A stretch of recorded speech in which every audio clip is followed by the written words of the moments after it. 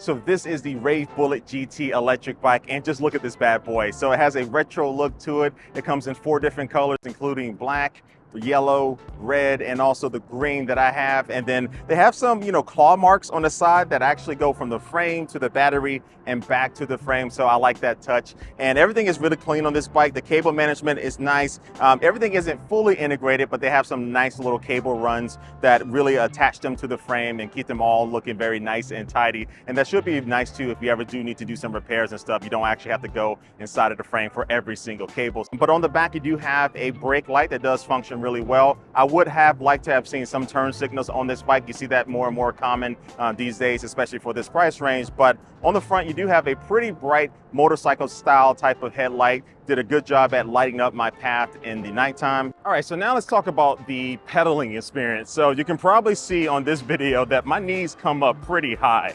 So I'm 6 feet tall, and I would say that the pedaling experience is not that great on this bike. So this bike will be mostly used as a throttle bike for me. So I'm just gonna be hammering down on this throttle most of the time.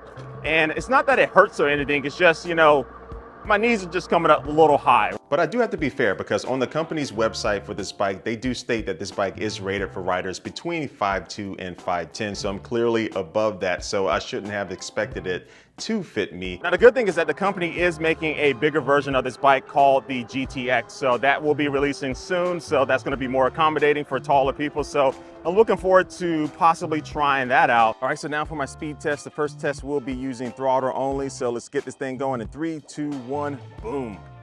All right, so I'm in the highest pedal assist level, which is level 3. We're off to a decent start. We're at 15 miles per hour, 18, 19, 20, 21, 22, 23, 24, 25.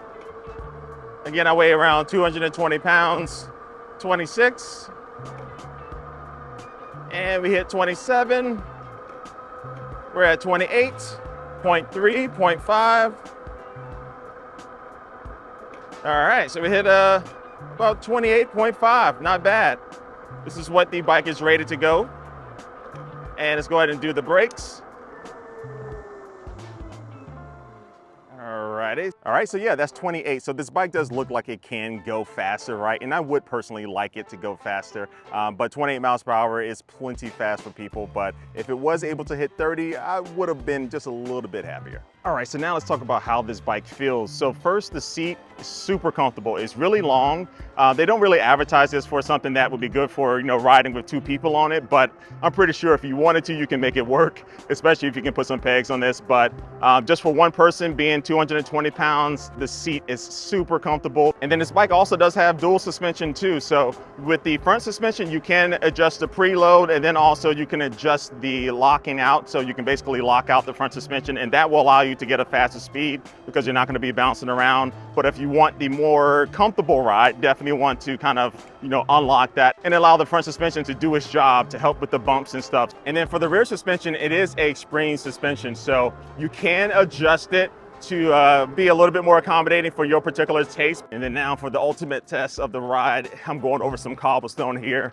And you can probably tell that my voice isn't really that shaky. So the suspension is working really nice. The seat and just the plushness of it is really good. Now, the one thing about the seat though is that it's not adjustable, so you can't raise or lower it, and that definitely contributes to my high knees when I am pedaling. But just for sitting down and hitting that throttle, the seat and the suspension, really good. All right, so let's go off the beaten path here for a little bit and see how this bike handles. So you do get 20 by 4 inch fat tires, and these tires are mostly going to be rated for, riding on the road or some type of pavement or, bike path or something, but that's pretty fine. And some pretty thick grass, but overall the ride quality is not bad, especially with this dual suspension. All right, let me drop down gears and see if I can get up this hill. All right, had to stand up a little bit there, but we made it up.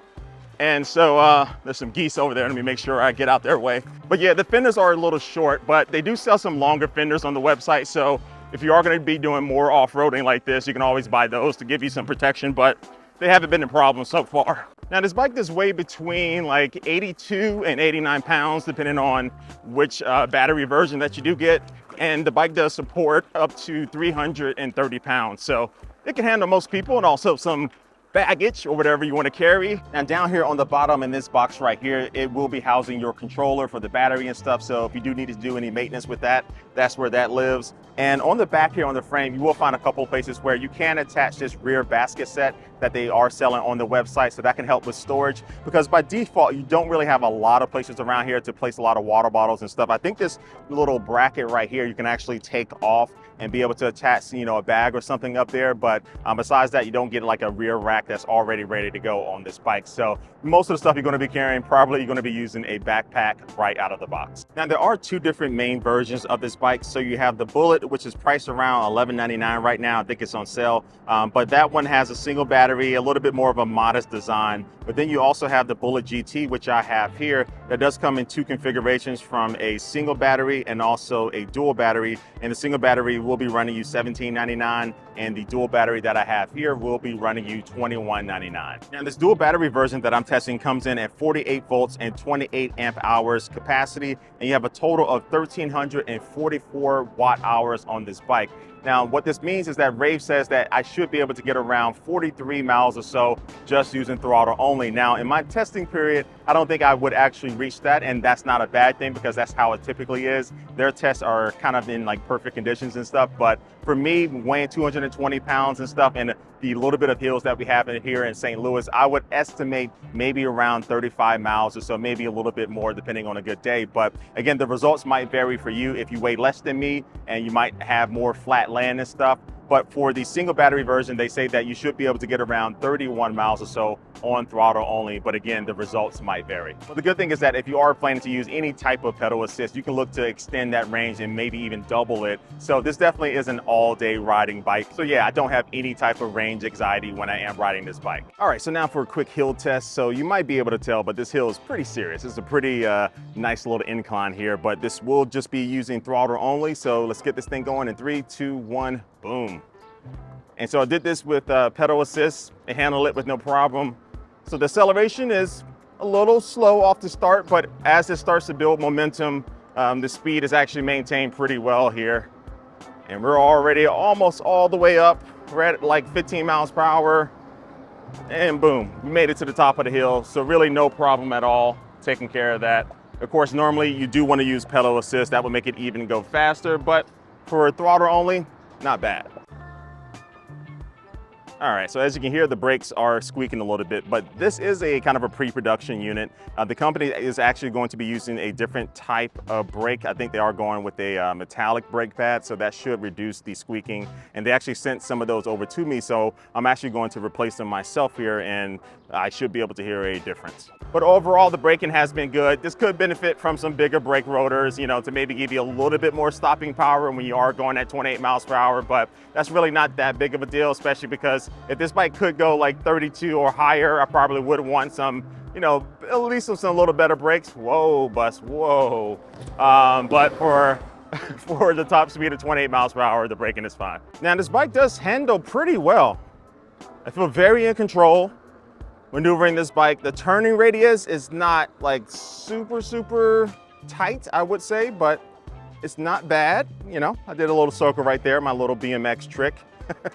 That's about as far as I go with tricks and stuff. And I really like the riding position too. So I'm sitting upright, but not too straight, but also not leaning too forward or right. It's a really good, comfortable riding position. And I love these handlebars, which are more like traditional bicycle handlebars. You have kind of the U shape here. But the one thing I will say is that it is a little cramped. So I do have my phone mounted here using my Peak Design mobile mount, but it's really cramped. This is the iPhone 14 Pro. But I will say that if you do want to use a bigger phone, like you can see me trying to fit the Samsung Galaxy S23 Ultra inside of this, it just wouldn't fit comfortably. So I would probably need to use another bike mount that actually sits out front a little bit. Now, up on the handlebars, you have a pretty basic display that's going to be showing you your riding information, speed, distance, all that stuff, and the buttons are on the display itself. So it's fine in direct sunlight, no color display, so black and white, very basic. But on the right-hand side, you will find the controls for the 7-speed Shimano shifter. Then also you will find the thumb throttle, which is comfortable to use.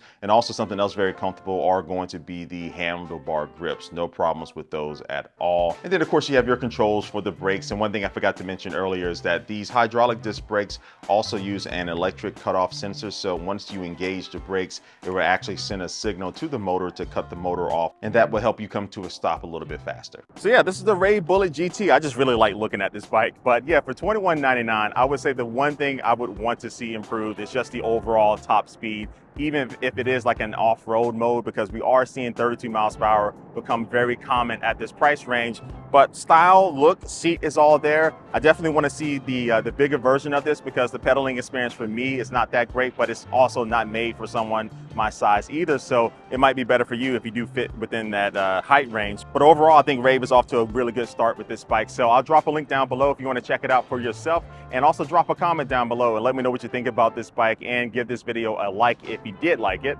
But like always, I do want to thank you for watching this video, and I will catch you later. Peace.